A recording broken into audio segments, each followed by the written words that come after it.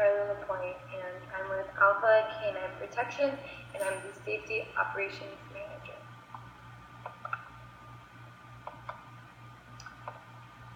A little bit about Alpha Canine Protection. We strive on recruiting the best and offering exceptional training and development strategies and resources that allow our employees to develop and create the utmost best work ethics and safety strategies. Every employee plays a vital role in pursuing our mission with safety operations and our nature of business. My main focus, but not total focus, is going to be on the trainers. With that being said, let's go into a little bit of the basics and essentials of safety. So we'll be starting with OSHA. OSHA is the Occupational Safety and Health Act of 1970. This act plays a guideline of the minimal compliance to be met. It consists of enforced, comprehensive, and specific standards. Some of these specific standards are authorized inspections to enforce that these standards have met. What this means is basically after an incident has been filed, a warrant is administered, and then these inspections can be composed. After that, maintenance and safety or health records must be kept on file, and employees have the right to access them. Distribution of proper personal protection equipment, that goes without saying, and training and visible labeling of information for any hazardous materials need to be present and visible to all employees. The General Duty Clause instills regulatory standards for all industries that fall out of the four major focuses of OSHA, which are general construction, agricultural, and maritime. So I'm going to take you over to OSHA Form 300. This is the most common form for incidental reporting. So when using this form, this needs to be kept at all locations of the company. So for ACP, if an incident occurs in our Florida office, we need to send a copy of that form with completely filled out to our Phoenix office. And then these need to be kept on record for roughly a minimum of 5 years. So that goes without saying, a copy of this, several copies of this form are readily available at both locations, just as a precaution. With OSHA, there is a 11 employee exemption rule, which basically means that we fall under Form 300 and 301 because we're starting out with 46 employees, 23 at each location. And I listed the time-sensitive submission of these reports.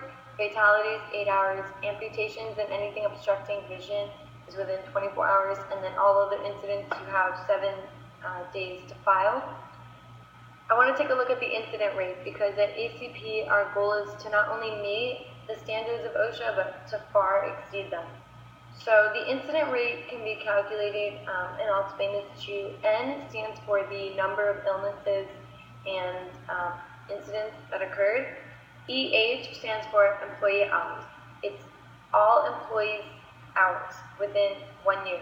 And then we multiply it by OSHA's factor of 200,000. The average incident for our profession is 10.8. We strive for 7, but in actuality, really aiming for 0. Moving on to a little intake of our standards for safety. We're committed to providing and maintaining a safe environment, and in doing so, we're going to provide the top quality, safest PPE uniforms. Personal protective gear is essential for what we do. So we're not going to charge our employees, much like we sent them through a lengthy 90-day onboarding training process for the trainers. We're going to also invest in the proper and best protective equipment. They will not need to pay for this, like I said, but what we are going to do to ensure not only cost efficiency, but that the employee gets the proper gear, an ID is required to retrieve the gear. We're going to have PPE dispensers at the exits from the building to the training grounds. These are much like vending machines, and they'll scan the employee's ID to then administer the proper gear for them. So speaking a little bit about ID badges, all employees are going to be given an ID badge and an ID number. These are going to be mandated just for easy recognition that they are an employee and that they do belong in the building. In addition to that, within the ID card is going to be a fob, and this fob will give you access into the building and onto the training ground. Because safety is our number one goal, we're going to have regulatory safety and hazard checks scheduled weekly. These safety data sheets are what's going to be weekly. It's basically going to be a walk-around inspection. However, just to take a step beyond that, we are going to have daily safe zone regulatory logs. What those are, it's just going to be a log that's present in multiple zones of the ACP site. This includes the office as well. And what we see over here to the right is basically what's going to be on date, time, and zone. So when filling it out, it'll be date, time, and zone. Inspection is details of anything out of code if applicable, and then the employee ID. To help ensure that these logs are taken seriously and are filled out as strongly as we urge them to be, we're going to offer incentives, and they'll be administered quarterly upon our quarterly review. So top safety records will receive a quarterly bonus, and again, this is also going to include our behind-the-scenes team members. So moving on to take a closer look into our PPE, it's going to be mandatory, strictly enforced. If any employee is caught on the training ground missing a portion of their PPE, indefinitely one written warning. It may be up to 2 written warnings. It's going to be on a per basis, but there will be documentation of every violation. The PPE will consist of safety scoot, which we see over here. Again, we're going to keep it to the safest and newest level that we can. To the right of it, you're going to see tug sleeves. These are really just for extremity focusing when the dogs are really focusing their training on legs and arms. However, because we want to go above and beyond with our safety, it will be mandated for everyday use. We are also making steel-toe boots mandatory.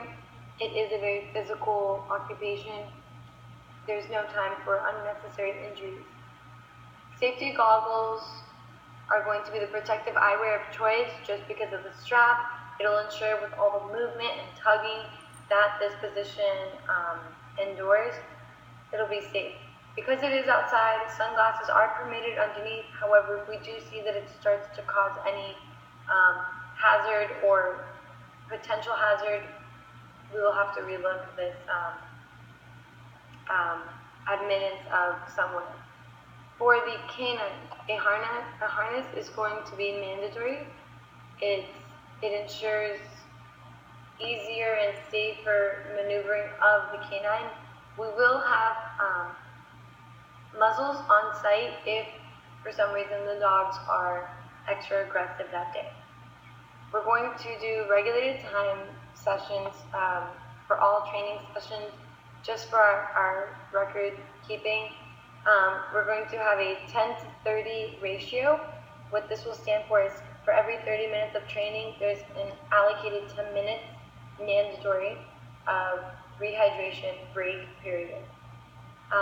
As far as maximum training sessions within the day, we feel that it's probably a per trainer, per canine basis. And moving on to continuing education of safety regulation, we're going to host quarterly educational sessions. They'll be administered to review OSHA and ACP guidelines and procedures, and any new information that has been submitted by OSHA or ACP will also be reviewed. Our insurance of that will be an electronic questionnaire administered, and this is to all employees. It's a quick questionnaire, and it will just be for a record that every employee acknowledges and understands the information given. Preventative safety on a more global aspect of the company. This goes for all employees. We are going to be a violence-free organization with a zero-tolerance policy.